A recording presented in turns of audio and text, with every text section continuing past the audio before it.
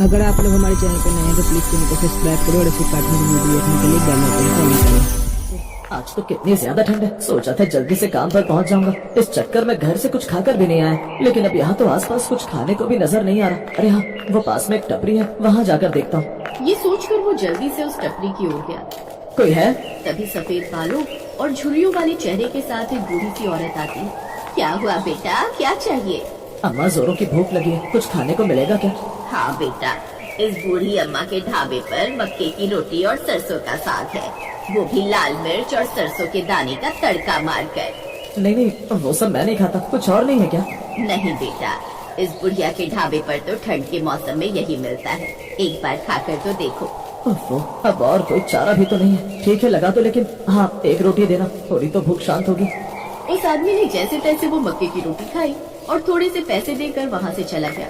इसी तरह उस बूढ़ी अम्मा के पास भूले भटके एक दो ग्राहक पूरे दिन में आ जाते, लेकिन ज्यादातर उसका खाना तो खराब ही जाता और कई बार तो सारा सारा दिन वो ग्राहक के इंतजार में बैठी रहती, लेकिन एक भी ग्राहक उसके पास नहीं आता। इसी कारण उसकी कोई आमदनी नहीं हो पाती। बूढ़ी अम्मा रात को अपना ढाबा समेटकर पीछे बनी अपनी झोपड़ी में चली जाती है और अकेले बैठकर खाना खाती तो उसकी आंखों में आंसू आ जाते।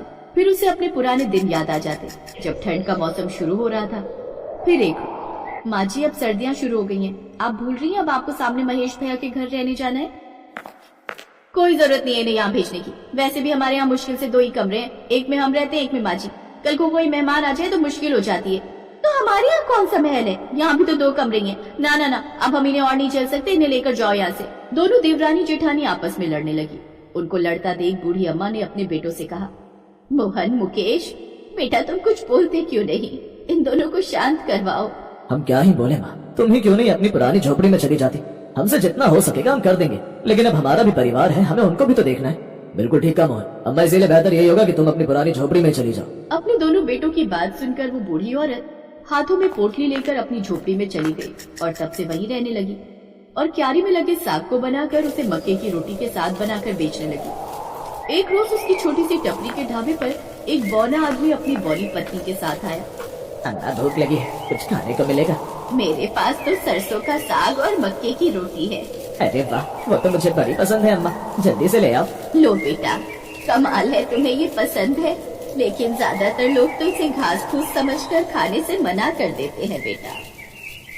लेकिन अम्मा, मुझे तो ये बड़ा पसंद आया। गर्मा गर्म सरसों का साग और मक्के की रोटियों ने तो इस ठंड में दिल को खुश कर दिया। अम्मा, 2-3 गर्मा गर्म मक्के की रोटी और मिल जाए तो मजा आ जाएगा। ये सुनकर बूढ़ी अम्मा बड़ी खुश होती है। कुछ देर बाद खाना खाकर वो वहाँ से जाने लगे तो बौने आदमी ने एक सोने का सिक्का बूढ़ी अम्मा को देते हुए कहा, लो अम्मा, आज तो तुमने मेरा मन खुश कर दिया। मेरी मरी हुई माँ की याद आ गई, वो भी ऐसा ही साग और मक्के की रोटी बनाती थी। हैं? 50 रुपए के खाने के बदले हजारों का सिक्का? ना ना बेटा, मैं ये नहीं ले सकती। लेकिन अम्मा, मेरे पास तो केवल ये सोने का सिक्का ही है। तू दुखी मत हो बेटा, तुम दोनों ने खाना खा लिया ना, तो अब तुम जाओ, पैसे फिर कभी दे देना। कहाँ रहते हो तुम? हमारा इस दुनिया में कोई नहीं है माई, हम दोनों के पास तो कोई ठिकाना भी नहीं है। ये तो हम जंगल के रास्ते से आ रहे थे तो हमें ये सिक्का मिला। हम दोनों तो गरीब हैं, इतनी ठंड में रहने के लिए घर भी नहीं है। आप हमें अपने ढाबे पर काम पर रख लो और रहने के लिए थोड़ी जगह दे दो। मुझ बुढ़िया की ऐसी औकात कहाँ बेटा कि तुम्हें काम पर रख सकूं, लेकिन अगर तुम चाहते हो तो मेरे साथ रह सकते हो, बदले में 2 वक्त की रोटी खा लेना। आपका बहुत बहुत शुक्रिया। अब वो दोनों बौने पति पत्नी वहीं उस बुढ़िया के साथ झोपड़ी में रहने लगे। अगले दिन वो दोनों बूढ़ी अम्मा से पहले ही सोकर जाग जाते हैं और साग तोड़ने से लेकर घर का सारा काम वो सब कर लेते हैं। बौनी बहू बहुत ही अच्छा सरसों का साग और बौना मक्के का आटा लगाकर तैयार कर देता है। कुछ देर बाद, लो अम्मा, गर्मा गर्म चाय। अरे वाह, आज कितने महीनों बाद किसी के हाथ की चाय पी रही हूँ। ला जल्दी ला, फिर खाना भी बनाकर तैयार करना है। उसकी चिंता ना करो अम्मा, ये और हम मिलकर सरसों का साग और मक्के का रोटी बना दिए हैं। अरे वाह, तुम दोनों तो बड़े ही समझदार और मेहनती हो। लेकिन क्या हुआ अम्मा? हमारे यहाँ कौन ही मक्के की रोटी और सरसों का साग खाएगा? तुम परेशान ना हो अम्मा, इसमें हमने बाबा का दिया हुआ वो चमत्कारी हींग मिलाया है, जिसकी खुशबू से ग्राहक खुद ही इस ओर खींचे चले आएंगे। और एक बार जिसने इस साग और मक्के की रोटी खा ली, वो फिर दोबारा यहाँ जरूर आएगा। चमत्कारी ही? हाँ, एक बाबा मिले थे हमें जंगल में, उन्हीं ने दिया है हमें ये। अब देखना कितनी भीड़ होगी यहाँ। काश ऐसा ही हो बेटा। और सच में ऐसा ही हुआ। उस रोज उस बूढ़ी अम्मा के ढाबे पर ग्राहकों की भीड़ लगना शुरू हो गई। एक के बाद एक कई ग्राहक आने लगे।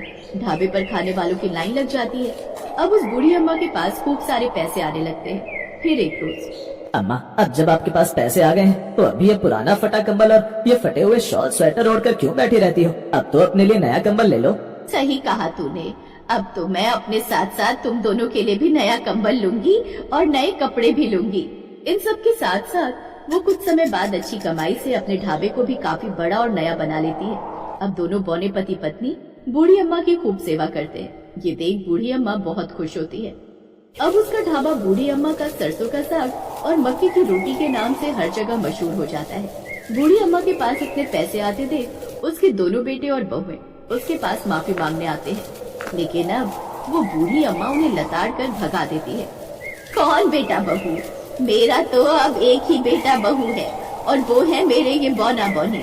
अब से यही मेरी सारी जायदाद के वारिस होंगे और तुम दोनों आज के बाद मुझे शक्ल भी मत दिखाना।